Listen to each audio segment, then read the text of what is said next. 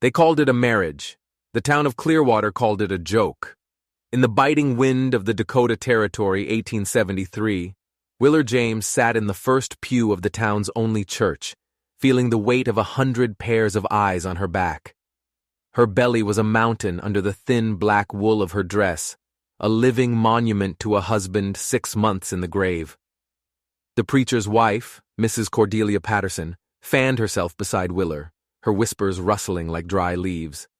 She was the architect of this whole affair, this charitable arrangement, and she wore the pride of it like a medal. She was pairing the destitute widow with the broken cowboy. The whole town was snickering. They saw it as God's own cruel comedy. Two damaged souls, two halves of a whole tragedy, being glued together with pity and circumstance. And then he came. The heavy oak doors of the church groaned open, and a silence fell over the congregation. Bo McKenna wheeled himself down the aisle. The squeak of the wheels was the only sound, a sad, rhythmic protest against the floorboards. His hands, weathered and scarred from a life of roping and riding, gripped the pushes of the chair that was now his only horse. His eyes, the color of a winter storm, held a lifetime of thunder that hadn't yet broken. This was the man she was about to marry. A legend shattered into 1,000 pieces. A rider who once flew across the plains, now bound to the earth. Willard didn't flinch. She didn't look away. She saw past the wheelchair, past the town's cruel joke, past the pity that clung to him like dust. She saw the heart of a rider, still beating in the chest of a man who couldn't walk. But she didn't see the truth, not yet. She didn't know about the secret he carried, a lie so profound it had shaped his entire existence. She didn't know that their arrangement was built on a foundation of deception, and she couldn't possibly know that when the flood came roaring down from the mountains, this broken man would be the only thing standing between the town and total destruction, and he would have to find a way to ride again. The wind in Clearwater never stopped. It was a constant presence, a sculptor that carved lines into the faces of the living and whistled through the bones of the dead. Willard James had learned its language. A whisper from the north meant snow. A sigh from the south meant promises that would turn to dust. She stood in the cramped room above Henley's General Store, a place that had been her cage for the last 6 months. One hand pressed against the ache in her lower back, the other cradling the impossible swell of her belly. 7 months. The child inside her kicked with a restless energy, the same impatience that had defined its father. Thomas. Her Thomas. Always moving, always believing tomorrow would be better. His belief had died with him. It died in the shadow of the grain elevator, a wooden giant that loomed over the town like a tombstone. 6 months ago, Thomas had climbed its rickety stairs, whistling a cheerful tune, a bag of tools in his hand. The machinery, old and unforgiving, had seized. It had crushed him, silencing his song forever. The key to that grain elevator still hung on a nail by her door. Tarnished brass. It caught the morning light and threw it back in her face, a small, cruel wink. It was the key to her past, to her grief. She had no idea it was also the key to her future. 3 days after the funeral, Mrs. Patterson had descended upon her. She wore her Sunday best on a Tuesday, her white gloves spotless, a woman who had never known a day of real work. "Willard, dear," she'd chirped, settling into Thomas's chair without asking. "We must discuss your situation." The situation was dire. 24 years old, widowed, pregnant, and $17 to her name. In the brutal math of the frontier, it was an equation that always ended in zero. "There is a man," Mrs. Patterson had whispered, leaning in as if sharing a delicious piece of gossip. "Bo McKenna. Perhaps you've heard of him." Heard of him? Everyone had heard of Bo McKenna. He was a ghost that haunted the town's memories. Before the accident, he was a legend. The rider who couldn't be thrown. The charmer who couldn't be resisted. He'd ridden in Wild West shows, his name cheered by crowds in Chicago and Denver. He was the reason young men packed their bags and chased the sunset. Then came Diablo, a black stallion with hellfire in its eyes. The horse had bucked, a violent explosion of muscle and fury. It had launched Bo 20 feet through the air, slamming him into a stone wall. The impact shattered his spine. It shattered every dream he'd ever had. Now, Bo McKenna was the town's forgotten man. He lived in a small cabin on the edge of nowhere, his days measured by the turning of his wheels. It would be, Mrs. Patterson had declared, smoothing her perfect skirts, a Christian arrangement, beneficial to all parties. The arrangement was brutally simple. Bo needed a caretaker, Willer needed a provider, a roof over her head, a name for her child. The fact that neither of them had been consulted was a minor detail in Mrs. Patterson's grand charitable design. She had already spoken to the preacher. She had already informed the Ladies' Aid Society. She had already decided their fate. Willer had listened, her patience worn smooth by grief. Arguing with Mrs. Patterson was like arguing with the Dakota wind. You could shout all you wanted, but the wind would always win. So when the old woman finished, Willer had simply nodded. When? And now, 3 days later, she stood at the altar, wearing the same black dress she'd worn to Thomas's funeral. The fabric, hastily let out, strained against her belly. She was about to bind her life to a broken man she barely knew. Was she saving herself? Or was she just chaining herself to a different kind of sorrow? The wedding lasted exactly 11 minutes. A new record for Reverend Morrison, who looked less like he was uniting a couple and more like he was performing a grim duty. Willer stood beside Bo's wheelchair. Her hand rested on his shoulder, not out of affection, but to steady herself against the weight of her child. Bo wore his best shirt, a faded vest, and trousers pressed with military precision. Around his waist, a leather belt with silver conchos gleamed in the dim church light, and hanging from that belt, a pair of spurs, polished silver, intricately engraved. They served no purpose now. They were relics of a life he could never have again. But a cowboy's spurs were more than just tools. They were his soul. That he wore them today, it was a whisper of defiance, a flicker of hope in the darkness. Or maybe it was something else entirely. The town watched, their faces a mixture of pity and morbid curiosity. Dr. Whitley, who had pronounced her first husband dead and diagnosed her second as permanently disabled, stood as her witness. Jorgensen, the wheelwright, the man who had built Bo's chair, stood for the groom. "Do you, Willer Marie James, take this man?" "I do." The words were steady, but her hand tightened on his shoulder. "Do you, Robert Daniel McKenna, take this woman?" A pause. It stretched just long enough for Mrs. Patterson to shift in her seat, just long enough for the entire church to hold its breath. "I do." His voice was low, rough, like gravel on a dry road. The ring had belonged to his mother. A simple gold band. As he slipped it onto her finger, his touch was surprisingly gentle. His fingers, calloused from rope and leather, were steady. Too steady. "You may kiss the bride." This was the moment of peak awkwardness, the moment the whole town was waiting for. Willer leaned down. Bo looked up. His storm-gray eyes were impossible to read. Their lips met. A brief, formal press. The kiss of two strangers sealing a business contract. The applause was too loud, a wave of forced enthusiasm from a town relieved that the spectacle was over. The reception was a blur of roast beef, mashed potatoes, and careful conversations. People wished them well with the same tone they used for someone facing a risky surgery. Bo handled it all with a grim, quiet efficiency.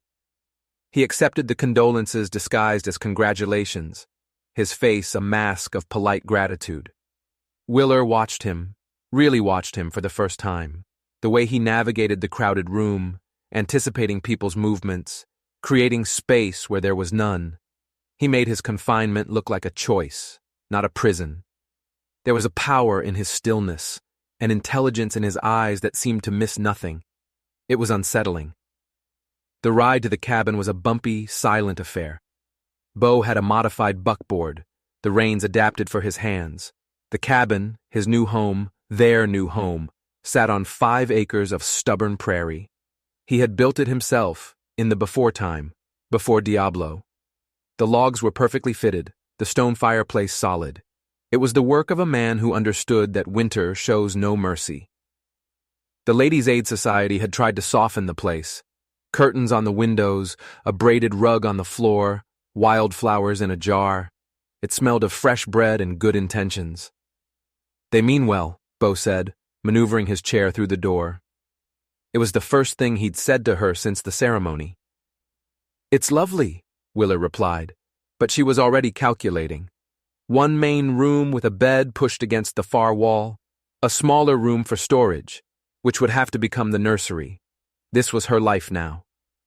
They ate a cold supper left by the ladies. The silence was thick with things unsaid.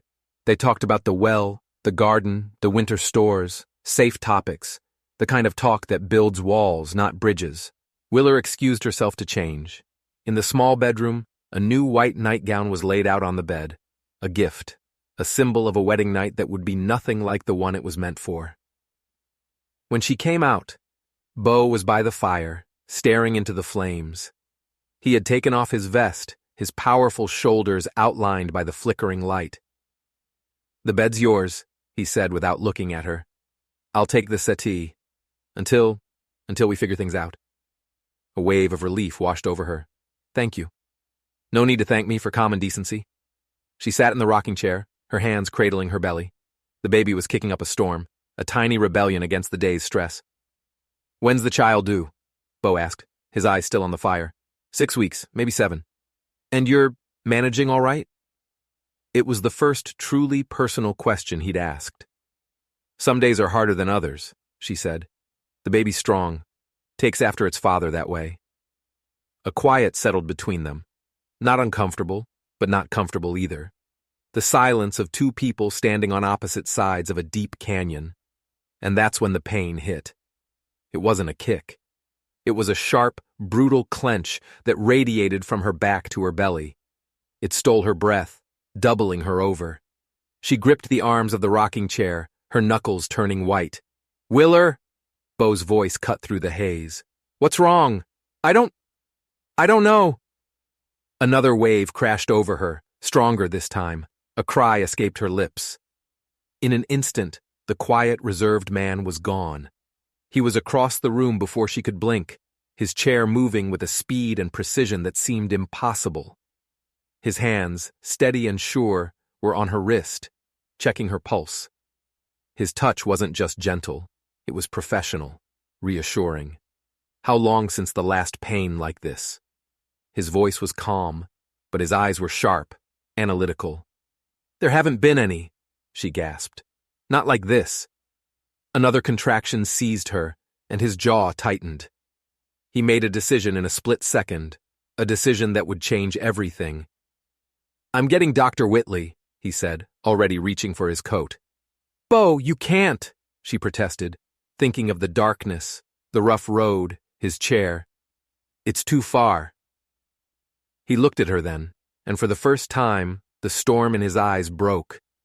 She saw a flash of the man he used to be, the rider, the legend, a man who didn't know the meaning of the word can't. "Watch me," he said. He wheeled himself toward the door with the force of a man possessed. As the door slammed shut behind him, and she heard the buckboard pulling away into the night at a reckless speed, a terrifying thought struck her. She thought she was marrying a broken man, a helpless invalid. But as he disappeared into the storm, she realized she had married a complete and utter stranger. And she was starting to think he wasn't broken at all. Dr. Whitley arrived in what felt like record time, his face flushed, his bag bouncing against his hip.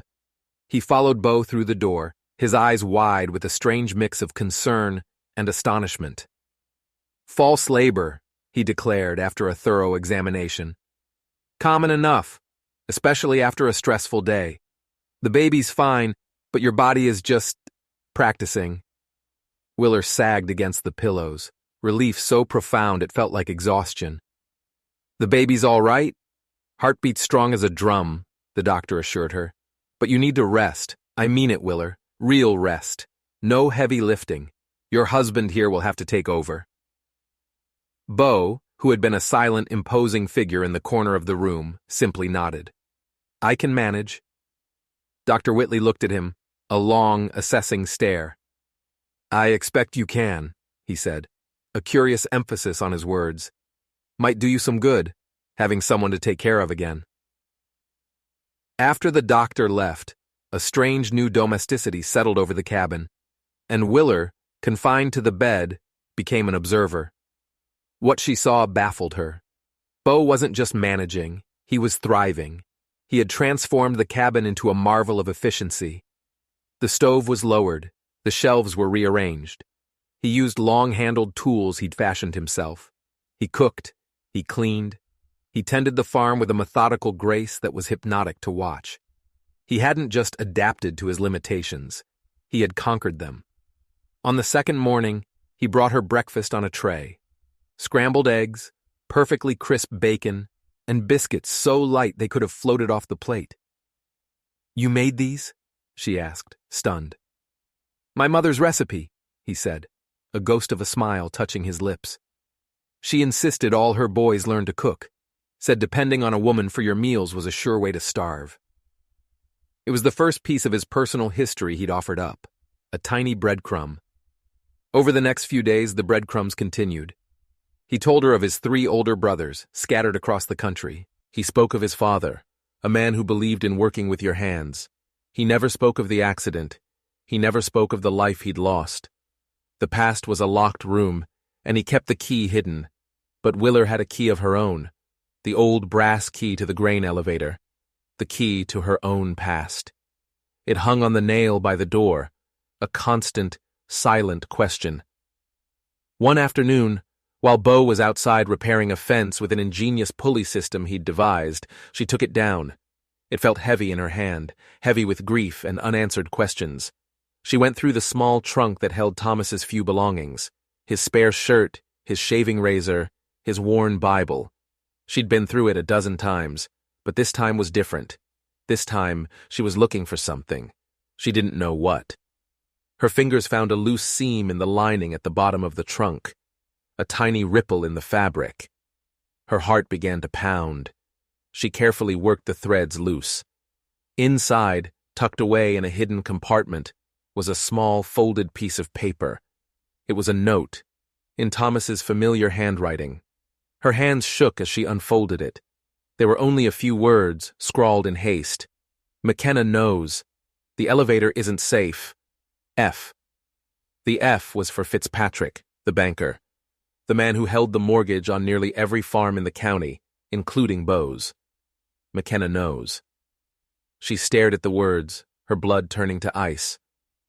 What did Bo know? What did her dead husband have to do with the broken cowboy she had just married?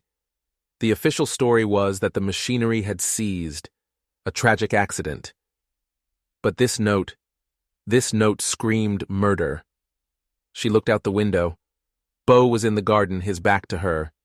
He was pulling weeds from his chair, his movements patient and precise.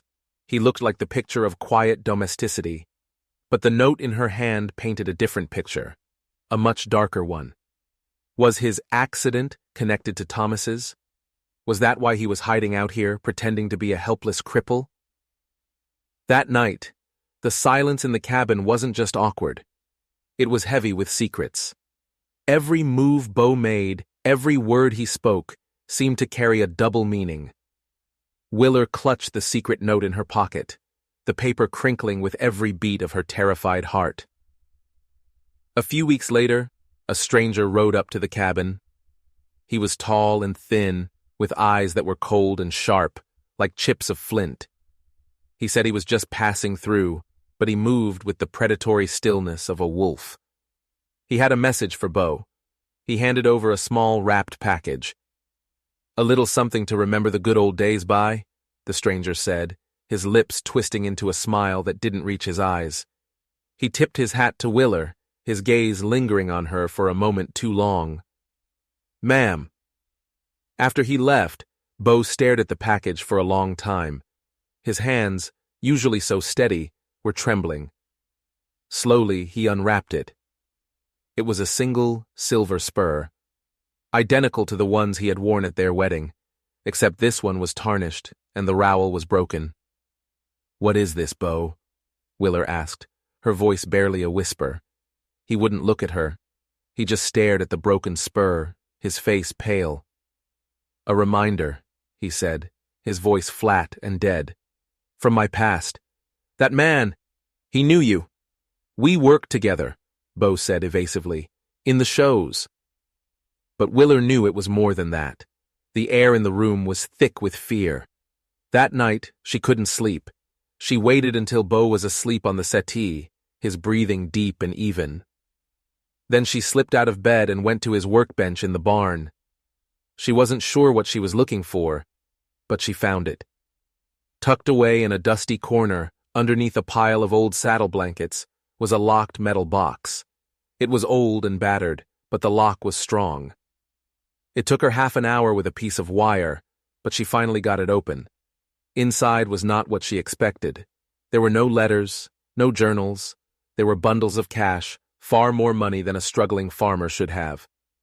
And there were newspaper clippings, dozens of them, all about Bo McKenna, the rodeo star, his victories, his fame. And then she found the last one, the one that made her stomach drop. The headline read, "Rodeo star McKenna witness in high-stakes poker bust. Gambler vows revenge." The article detailed a police raid on an illegal gambling ring run by a notorious criminal. Bo had been there. He had testified against the ringleader, a man named Silas the Snake Corgan, the same man who ran the Wild West show Bo had starred in. The article was dated 1 week before Bo's accident, and then she saw the name of the horse, the black stallion that had supposedly shattered his spine. It wasn't Diablo. The horse's name was Witness. It hadn't been an accident. It had been an attack, an attempt on his life. Silas Corgan had tried to silence him. Suddenly, everything clicked into place. The wheelchair wasn't a prison. It was a disguise. The quiet life, the broken man persona. It was all a lie. A brilliant, desperate lie to stay alive. He was hiding, not from his past, but from a man who wanted him dead. She looked from the newspaper clippings to the broken spur on the table. The stranger wasn't a friend. He was a messenger from Silas Corgan. He had found Bo, and he was coming for him. Willer put everything back exactly as she'd found it, her mind reeling. She now held 2 terrible secrets. Her first husband was likely murdered. Her second husband was a marked man, living a lie to survive, and she was trapped in the middle, pregnant and powerless. Or was she? She looked at the key to the grain elevator, still hanging by the door. Then she looked at the note in her hand. McKenna knows. The elevator isn't safe. F. Fitzpatrick, the banker, the man who was squeezing them, trying to foreclose on their land. Was he connected to Corgan? Was the grain elevator part of a bigger, more sinister game? The pieces of the puzzle were scattered all around her, sharp and dangerous. She knew she had to put them together. For Thomas, for Bo, for the child she carried. The next day, she confronted Bo. She didn't show him the note or the newspaper clippings. She couldn't reveal her hand yet. She just held up the broken spur. "Tell me the truth, Bo," she said, her voice shaking but firm. "Who are you running from?" He looked at her, his face a mask of exhaustion. The lie had become too heavy to carry alone. He finally broke. He didn't tell her everything. He didn't tell her about Thomas, or the possibility that his paralysis wasn't real. He told her a half-truth. He told her about the gambling debt, a story of a young, foolish cowboy who got in too deep with the wrong people. He painted himself as a coward who had run away from his problems. It was a masterful performance. He gave her a piece of the truth, wrapped in a lie she could almost believe. He was testing her, seeing what she would do. "These men," she asked, her heart pounding, "are they dangerous?" "They're the kind of men who break things," he said, his eyes glancing down at his useless legs. "People, horses, it doesn't matter to them." The threat was clear. They had broken him once. They would do it again. That night, as Willer lay in bed, she knew she had to make a choice. She could run, take the baby and disappear, or she could stay. She could fight. She looked over at Bo, asleep on the settee. He looked so vulnerable, a fallen giant, but she knew better now. He wasn't a coward. He was a fighter. He was just fighting a war she couldn't see, and she realized, with a terrifying certainty, that she was no longer just his caretaker. She was his partner, whether he knew it or not. The next morning, she rode into town. She told Bo she was visiting the Henleys, but she had a different destination in mind. She walked into Fitzpatrick's bank, the grain elevator key clutched in her hand. She walked up to the counter, her face set with a determination she didn't know she possessed. "I need to access a safe deposit box," she said, her voice clear and steady. "It was my late husband's, Thomas James." Fitzpatrick's eyes flickered down to the key in her hand. For a split second, she saw a flash of pure panic in his eyes. He quickly masked it with a professional smile. "Of course, Mrs. McKenna," he said, his voice slick as oil. "Right this way." He led her into the vault. The air was cold and still. He pointed to a small, brass-fronted box. "Number 42. Her hand trembled as she slid the key into the lock. It turned with a satisfying click. Inside the box was a single, thick leather ledger. She opened it. The pages were filled with columns of numbers, records of grain shipments, payments, profits. But in the margins, in Thomas's neat hand, were notes, discrepancies, numbers that didn't add up, weights that were falsified. Farmers were being cheated, their profits skimmed by the grain elevator. And at the bottom of the last page, a summary, a calculation of the total amount stolen, and two names, Fitzpatrick and Silas Corgan. It was all connected. The grain elevator was Corgan's operation, a way to launder his dirty money. Fitzpatrick was his man on the inside. Thomas had figured it out. He was going to expose them. So they had silenced him. They had murdered him. And Bo must have known. He must have been Corgan's enforcer or his star attraction, and when he found out what was happening, he wanted out. He became a witness. So they tried to silence him too. The wheelchair, the isolation, the broken man persona. It was all a shield. He hadn't run from his past. He had run to protect the truth. He was waiting, biding his time. Suddenly, Willer felt a presence behind her. She spun around. Fitzpatrick stood in the doorway of the vault, his face no longer smiling. Two burly men stood behind him. One of them was the stranger who had delivered the spur. "I'm afraid that ledger is bank property, Mrs. McKenna," Fitzpatrick said, his voice cold. "I'll have to ask you to return it." Willer's heart hammered against her ribs. She was trapped. She looked from the ledger in her hands to the cold, dead eyes of the men blocking her path. She had found the truth. And now, the truth was going to get her killed.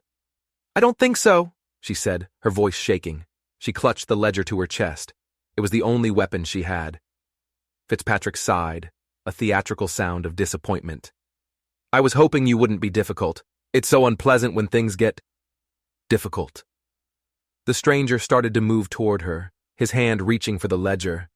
Suddenly, the front door of the bank flew open with a crash.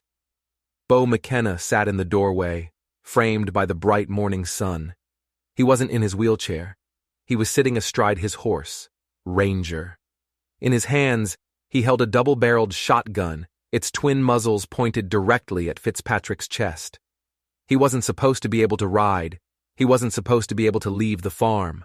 But there he was, a ghost from the past, come back to life. "Get away from my wife," Bo said, his voice a low, deadly growl. Fitzpatrick stared, his face a mask of disbelief and terror. "McKenna, but you can't."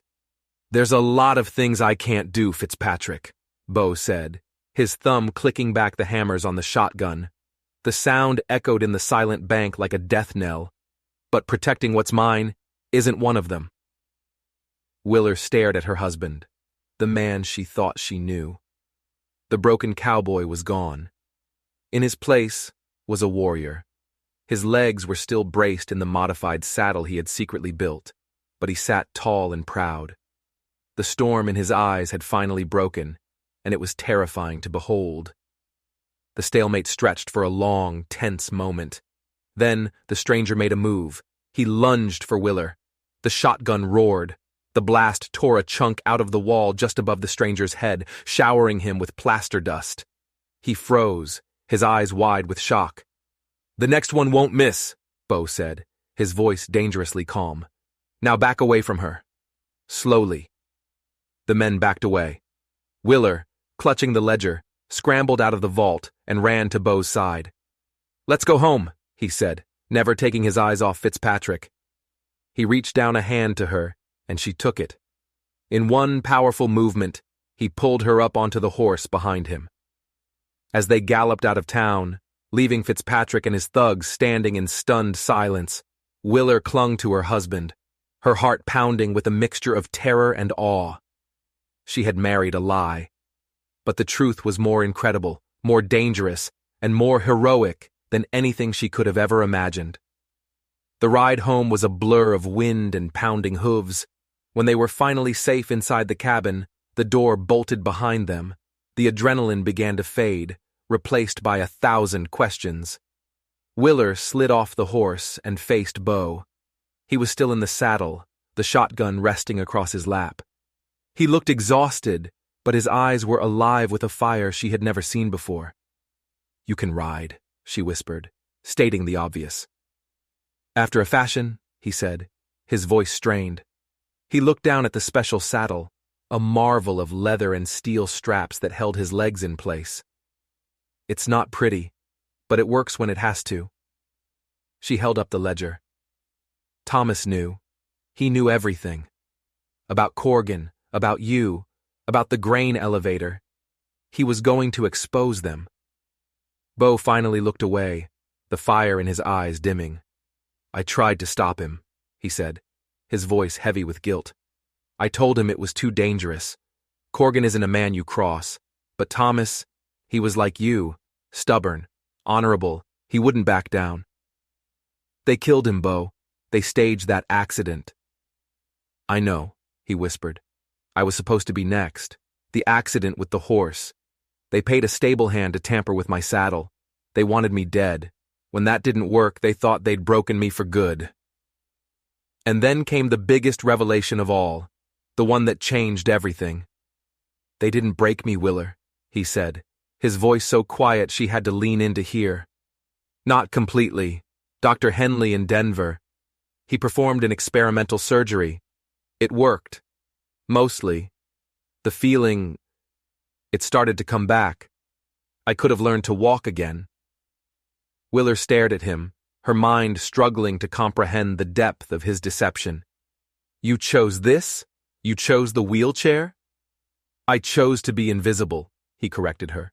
"Corgan and his men were hunting me. They wanted the witness dead, but a pathetic cripple in the middle of nowhere? Nobody looks twice at a man like that. It was the only way I could stay alive, the only way I could keep my promise to Thomas." "What promise?" "To protect you," he said, his gaze meeting hers, "and to find a way to bring them down. I just needed to wait for the right time." The weight of it all settled on her. The years he had spent in that chair, not out of weakness, but as an act of profound strength and patience. The loneliness he must have endured, the constant fear, all to protect her, all to avenge her husband. But now the game had changed. They had the ledger. They had the proof. But Corgan and Fitzpatrick knew they had it. They wouldn't just let them walk away. They would come for them. "What do we do now?" she asked. "Now," Bo said, a grim determination setting in his face. "We fight back." Their chance came from the sky. The rain started that night, a gentle spring shower. But it didn't stop. For a week, it rained. The gentle shower became a downpour. The downpour became a deluge. The creek behind their cabin swelled, its muddy water creeping higher and higher. Concern turned to alarm. The roads washed out. The low-lying farms began to flood. And then a messenger arrived, a man on a mud-splattered horse. He carried an official-looking document from the territorial government. "Bo McKenna," the man asked, handing him the letter. "You've been appointed the new district emergency coordinator." Bo read the letter, a bitter laugh escaping his lips. The territory, hearing tales of his innovative farming techniques and his leadership in the community, had appointed the cripple in the wheelchair to be in charge of saving them all from the flood. The irony was so thick you could cut it with a knife. "They don't know," Willer said. "No," Bo replied, his eyes scanning the horizon. "They just know they need someone to lead. The problem is, the job requires a man who can move, a man who can get to the places that will soon be cut off." The first test came within hours. The Hendersons, an elderly couple living in a cabin right on the creek, were trapped. The water was already at their porch. "We have to get them out," Dr. Whitley said, his face etched with worry. Bo didn't hesitate. He led them to the barn, to a secret project he'd been working on. A shallow draft boat, small and crude, but sturdy. "You're going to row out there?" the doctor asked, aghast. "In this current? You're a madman." "I've been called worse," Bo said, but it was what he did next that left everyone speechless. Using his knowledge of ropes and pulleys, he rigged a guideline from a tall tree on their side of the churning water to an oak near the Hendersons' cabin. It was a makeshift ferry system, an audacious piece of engineering born from desperation. He maneuvered himself from his chair into the boat. Willer's heart was in her throat as she watched him push off into the raging current. He was a master, using his incredible upper body strength to guide the boat along the rope, fighting the water every inch of the way. He reached the Hendersons, a tiny island of hope in a world of brown, swirling chaos. He got the terrified couple into the boat and brought them back, a heroic, impossible rescue. He was no longer just the broken cowboy. He was their leader. The man in the chair had become their only hope. But as he guided the boat to safety, he saw something on the far ridge, a flicker of movement. 2 men on horseback, watching him through a spyglass. It was Fitzpatrick and Corgan's man. They weren't just waiting for the flood to pass. They were watching him. They were waiting for their moment. And Bo knew, with a chilling certainty, that the flood wasn't just a natural disaster. It was a weapon, and his enemies were about to use it against him. The boom echoed through the valley at dawn. It wasn't thunder. It was the sound of the world breaking apart. The earthen dam at Mill Creek, the one holding back 1,000,000 tons of water, had burst. A rider, his face pale with terror, galloped into their makeshift camp at the farm. "A wall of water!" he gasped. 20 feet high! It's coming down the valley!" Bo's mind, honed by years of calculating risks, went into overdrive. The dam burst wasn't an accident. He knew it in his bones. Corgan and Fitzpatrick had done it. They were trying to wipe the entire valley off the map, to wash away the evidence of their crimes, to destroy the ledger, and to eliminate the one man who could expose them. Dozens of families were still trapped in the lowlands, directly in the path of the coming tsunami. The Kowalskis, the Martinez family, people who had trusted him. The boat was useless now. The ropes were useless. The coming wave would snap them like thread. There was only one way, one insane, desperate chance. "The bell tower," Bo announced, his voice cutting through the rising panic. The tower he had insisted they build, the one everyone thought was for a warning bell. It stood 30 feet tall, the highest point for miles. "We're going to use it as an anchor. We're running zip lines across the valley." It was a feat of engineering that bordered on madness. Using every rope they could find, they strung lines from the top of the tower to the few high points on the other side of the floodplain. An evacuation system pulled from the pages of a fantasy, but it needed an operator. Someone at the top of the tower, 30 feet in the air, to coordinate the rescues, to work the lines. Someone who could see everything. Someone who could climb. All eyes turned to the ladder that ran up the side of the tower, and then all eyes turned to Bo. This was it, the moment of truth, the end of the lie. "Bo," Willer said, her voice trembling, "you don't have to." He looked at her, and in his eyes, she saw a peace she had never seen before. The fear was gone. The guilt was gone. "Yes, I do," he said. He pushed himself out of his wheelchair. He stood. A collective gasp went through the crowd. He stood on legs that were unsteady, trembling from disuse, but they held him. He took a step, then another. He walked to the base of the ladder, his movement stiff and awkward, but it was the walk of a free man. He began to climb. Every rung was an agony. His atrophied muscles screamed in protest. The world spun around him. But he kept going. He looked down and saw Willer's face, her eyes filled with tears of pride and terror. He saw the faces of his neighbors, their expressions a mixture of awe and dawning hope. He climbed for them. He climbed for Thomas. He climbed for himself. He reached the top, a solitary figure against a gray, angry sky. Below him, the valley was a tapestry of desperation, and in the distance, he could see it. The wall of water, a churning brown monster, devouring everything in its path. "Send them!" he roared, his voice the command of a general on the battlefield.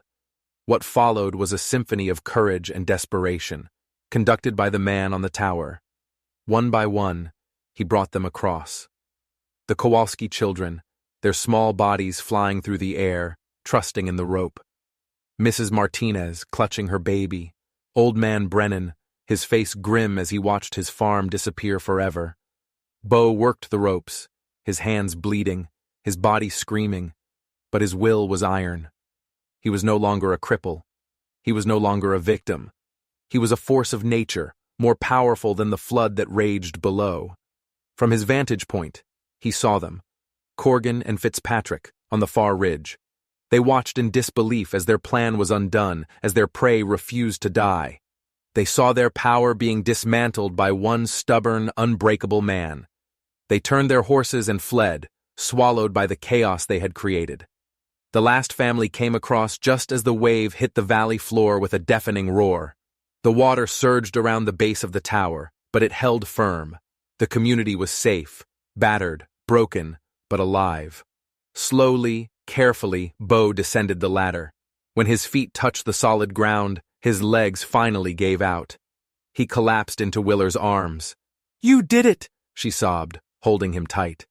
"You saved them all!"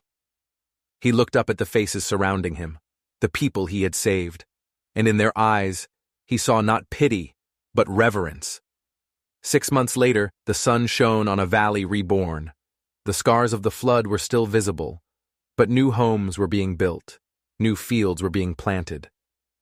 At the center of it all stood the McKenna farm, bigger and stronger than before.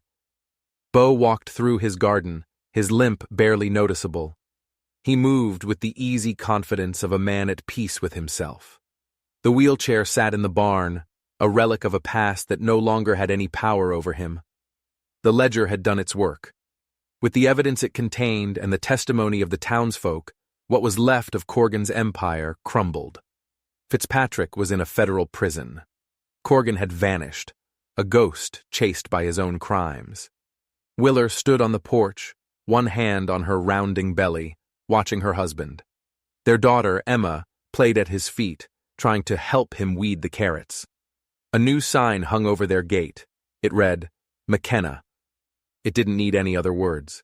The name itself had become a legend, a story of resilience, of courage, of a love born from the ashes of tragedy.